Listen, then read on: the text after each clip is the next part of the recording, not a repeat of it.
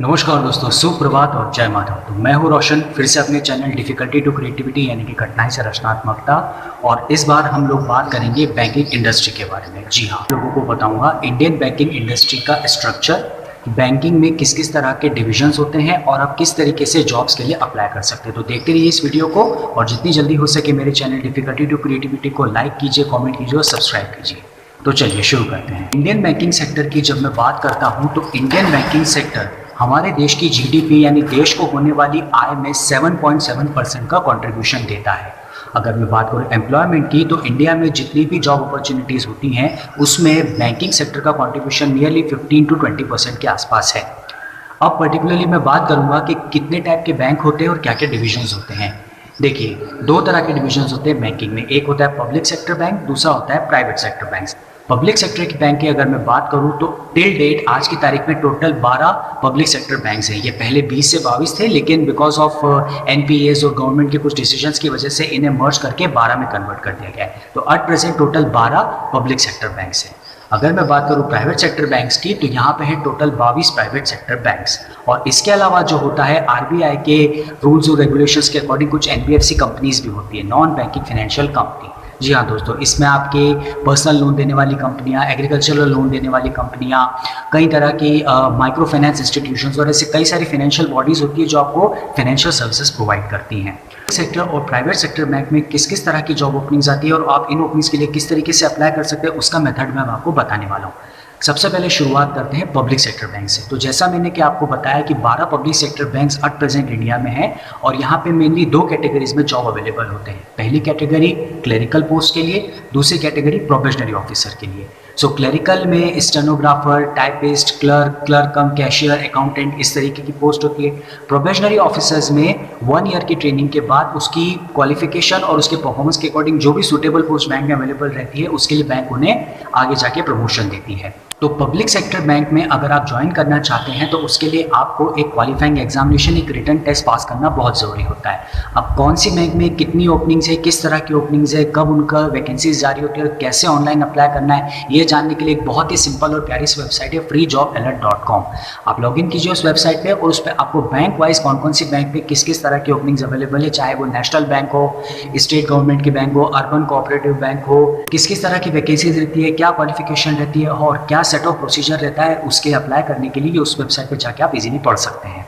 तो ये तो हुआ पब्लिक सेक्टर की बात। अब बात करते हैं दोस्तों प्राइवेट सेक्टर बैंक्स की। तो प्राइवेट सेक्टर बैंक्स में जो जॉब्स होती है वो मेनली अलग अलग डिविजन्स पे होती है, जिसमें मेजॉरिटी ऑफ द ओपनिंग्स होती है सेल्स पोजीशन के लिए। सेक्टर बैंक्स में जो जॉब्स होती है वो मेनली दो कैटेगरी में होती है, एक होती है सेल्स, एक होता है ऑपरेशंस। ऑपरेशंस में बैंकिंग की बहुत सारी एक्टिविटीज़ आती है जो ऑफिस बेस्ड होती है और सेल्स में बहुत सारी एक्टिविटीज़ आती है जो मार्केटिंग, सेल्स और प्राइवेट सेक्टर बैंक्स के जो प्रोडक्ट्स एंड सर्विसेज रहती है उसको बेचने, उसको मार्केट करने से रिलेटेड रहती है। तो अब सवाल ये उठता है कि आप प्राइवेट सेक्टर बैंक्स में किस तरीके से अप्लाई करें और कैसे जाने कि कहाँ किस तरह की वैकेंसी अवेलेबल है। तो उसका सबसे सिंपलेस्ट तरीका तो ये होता है दोस्तों कि आप सबसे पहले गूगल पे जाएं, types of private banks in India type करें, उसमें वो लिस्ट देखें। मैं भी डिस्क्रिप्शन में आपको दे दूँगा, आप चाहे तो चेक कर सकते हैं। हर बैंक की अपनी एक वेबसाइट होती है। सबसे पहले उस वेबसाइट पे जाइए, उस वेबसाइट पे कॉन्टैक्ट अस या करियर्स करके एक ऑप्शन होता है, वो एक पेज होता है। आप उस पेज पे जाइए, उस पेज पे जाके वहाँ पे कुछ ईमेल आईडीज़ और कुछ कॉन्टैक्ट नंबर्स दिए हुए होते हैं।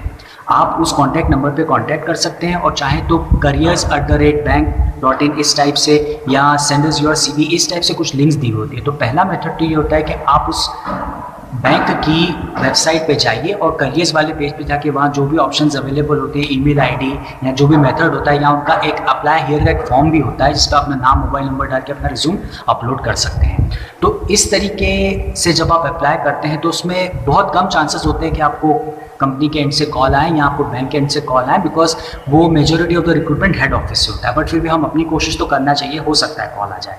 उसके बाद अगला तरीका जो होता है वो ये होता है कि इन्हीं वेबसाइट्स पे कई दफ़ा ये भी होता है कि ये लोग एक ओपन कैंपस और ओपन इंटरव्यूज़ कंडक्ट करते हैं। तो ये लोग कहाँ करते हैं, किस वेन्यू पे करते हैं, उसकी सारी डिटेल्स इनकी वेबसाइट पे दी होती है। आप वहाँ पे जाके देख सकते हैं और उस डिटेल के अकॉर्डिंग अप्लाई कर सकते हैं। तरीका होता है दोस्तों वो ये होता है कि कई दफ़ा आपको कुछ कंसल्टेंट्स यानी कि कंसल्टेंसीज फर्म्स आपको अप्रोच करती हैं, आपको कॉल करती हैं और आपके रिज्यूमे को देख के आप लोगों को ईमेल्स भी डालती हैं कि इस बैंक में इस तरह की ओपनिंग्स अवेलेबल है, आप चाहे तो अप्लाई कर सकते हैं। तो अब जब कोई कंसल्टेंसी आपको अप्रोच करेगी तो वो कैसे करेगी, वो सिर्फ तभी करेगी जब जॉब पोर्टल जैसे naukri.com, टाइम्स जॉब, मॉन्स्टर वक्त पे आपका CV अपलोडेड होता है। तो अगर यहाँ पे आपका CV अपलोडेड है तो उसमें सबसे इंपॉर्टेंट चीज़ होती है कीवर्ड्स और की स्किल्स। आप जब भी अपनी प्रोफाइल इन वेबसाइट्स पे बनाएं या अगर बनी हुई है तो हमेशा अपनी की स्किल्स अपग्रेड कीजिए। जैसे अगर आप बैंक में जॉब करना चाहते हैं तो बैंकिंग, फाइनेंस, इस तरीके के कीवर्ड्स डालेंगे तो आपके CVs पे इस तरह के रिलेवेंट मेल्स आने के चांसेस बहुत ज़्यादा रहते हैं। और जो चौथा और सबसे आसान तरीका होता है वो ये होता है दोस्तों कि किसी भी बैंक की ब्रांच